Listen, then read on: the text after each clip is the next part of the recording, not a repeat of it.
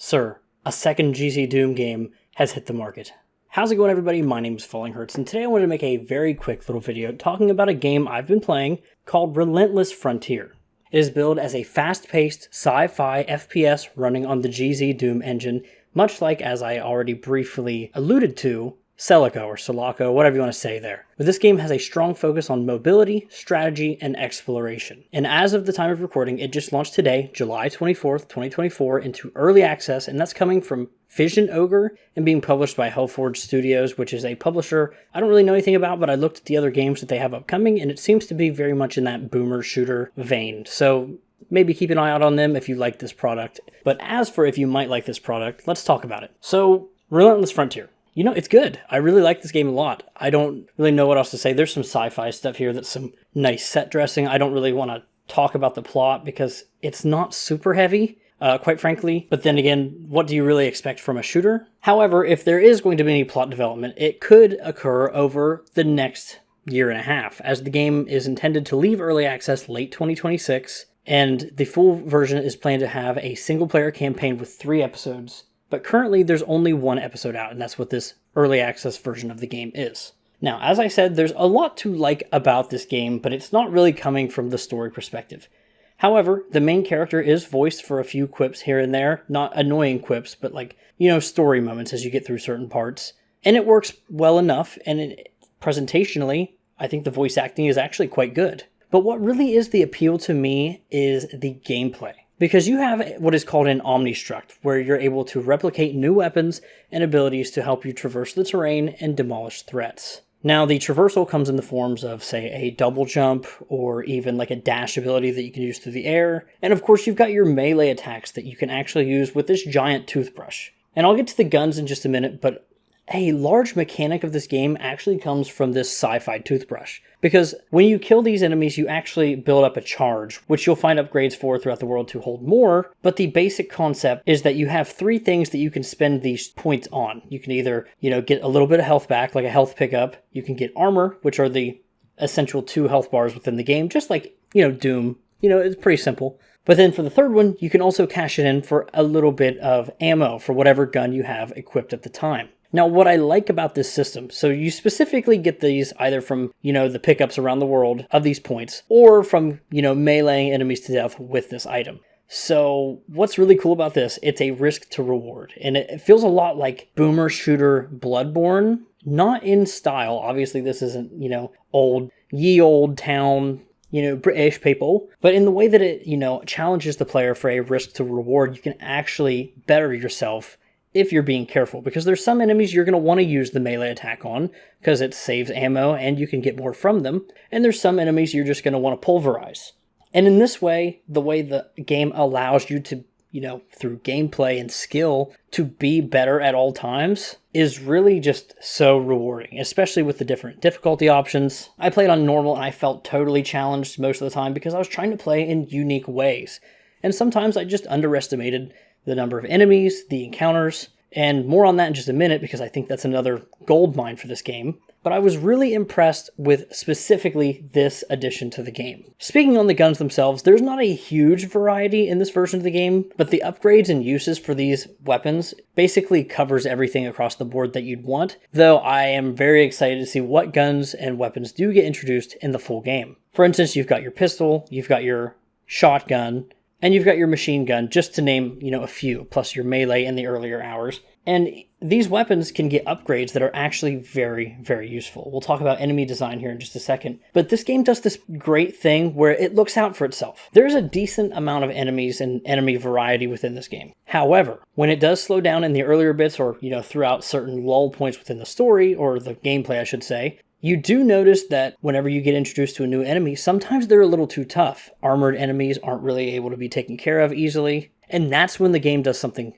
great. It either adds a new weapon, the machine gun to deal with larger waves of enemies, or the shotgun to tear through the armor of some of the stronger enemies, or my personal favorite, some of the upgrades, the charge shot for the pistol, or the charge shot again for the shotgun in a different way, electronically of course. And in that way, it creates 2 levels of pacing or gameplay variety where on one hand, you're dealing with these tough enemies and you have to like slog through dealing with them the hardest way possible with the weaker arsenal. And then it gives you this upgrade that completely flips it on its head and you have that power trip. So you get both ways of, feeling strong, or feeling weak, I should say, and then feeling strong. And the only place where I think that does falter just a little bit is in some of the enemy encounters. There's some that are meant to check you, right? There's enemies right around the corner that, should catch you off guard, and sometimes they do. And in that way, I didn't love some of those enemy placements, but a lot of the time, this is a game just as much about mobility and strategy than anything else. You're able to move your way quickly around the battlefield, the hallway, the chamber, wherever you are, and assuming you're, on your toes, you can figure it out.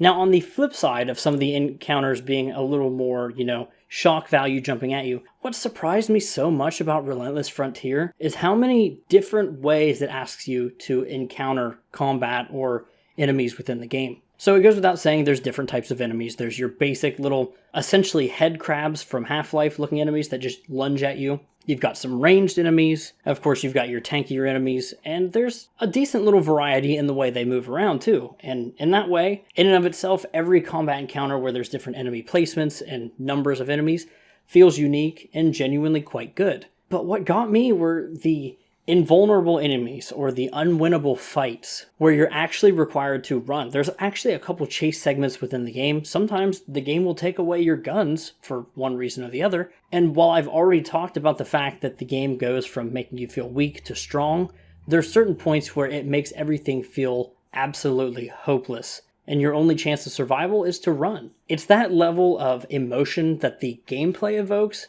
that leads me to believe that this is a really competently crafted gameplay experience.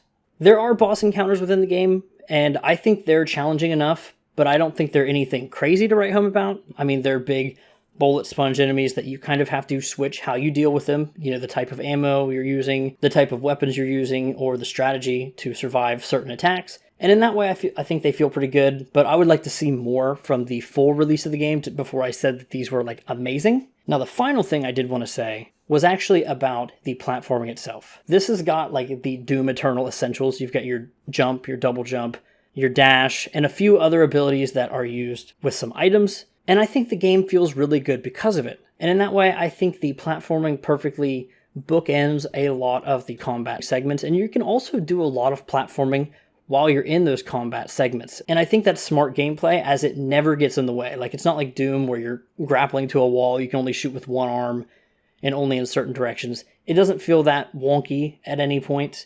And it really is just, the game says, hey, let me get out of your way and let you take care of these enemies. Now, finally, to wrap up the review with a little bit of presentation talk, I know I talked about the voice acting, but it's not that heavy. The soundtrack to the game is good. I think it fits in line with a boomer shooter just like you'd like, and I think it does its job there. One complaint I did have about the gameplay is actually that there are levels within the game, and there is a map that's actually pretty good. However, I didn't really enjoy the fact that there weren't exact end levels. Think the original Doom where it said, oh, boom, boom, boom, boom, boom, the gunshots, % complete, enemies killed out of enemies, left. And then that was that. But it doesn't have that, and I really wish it did. So hopefully for the full release, that's there. Now, rounding out with a little bit of talk about the game's presentation. First off, talk about the audio for the game. As I said, the voice acting is good. There's just not a lot of it. But the music, it's what you would expect from a boomer shooter. It's got all the right notes and everything to hype you up during the combat. You're going to feel pretty good. And it stays in rhythm with the extremely fast movement speed and nature of the game. I talked earlier about the variety of different enemies, and one thing I will say that the main alien race that you're going up against does look very samey. They've all got that eggshell white look to them, and the sprites that they use within the game very much harkens back to Doom in a lot of ways. You're not going to see an enemy do a 360 spin. You're going to see the side profile, the back, the front, and you've only got a couple angles that you can actually see enemies from. But I've got to say, it looks good, and the actual pixel art itself looks incredible, especially on the guns. But I will say that, in the fast-paced nature of the game, and, the all kind of blending together whitish-looking enemies, there are other enemies within the game, so that's not entirely what I'm saying. It's never a hindrance in gameplay, because they're all different size and movements and things like that. But it is okay, I can't really appreciate what they look like as much, because I'm just kind of running around and boom, they're gone. You know what I mean? But that is what it is. It's not a major criticism of the game. I could, probably break the game somehow, find a off-bounds camera and, go from there. But another thing that I really like about this game is actually the level design. There's plenty of secrets just like you would expect from this type of game, and they're really fun to find a lot of the time. The map itself does really good at lending to this. I don't think it's a terrible map. I also don't think it's a great map either, but I don't really feel like I'm qualified to say how it could be better. I like the Metroid Prime's map. It just feels a little samey. It's very informative though, so I can't really fault it. But the actual level designs themselves were very good, and this goes into the combat pacing as well, because there's plenty of sections where it's fairly linear. You've got little combat arenas, larger combat arenas, and a lot of destructible items within the world that makes everything feel just a little bit more destructive. As I've talked about, the platforming within the game really rewards the player in a lot of fun ways, and the level design is perfect for that. Also, with that being said, I think the color palette of the levels, as opposed to the enemies especially, is really, really good. I love seeing the metallic buildings, backgrounds, a lot of green grass, which you don't expect from this type of game at all. And quite frankly, seeing things out in the daylight is just so cool. And yeah, so for a $15 US game and a good couple hours of playtime, I'm not saying 2 hours, you're going to get, in my experience, upwards of 4+ hours for this first campaign, with 2 more to come before the early access is done, and probably a price increase. So maybe check back on the channel by then. Maybe there'll be something else. I gotta say, this game is appropriately priced right now. In my head, I was thinking throughout playing this because I didn't know the price of the game at the time. 20 would have been too much, and I would have been like, okay, maybe wait for a slight sale. But I think 15 is just right. And with that being said, thank you so much for watching this video. My name is fallinghurts, and yeah, that's about it. All right, bye.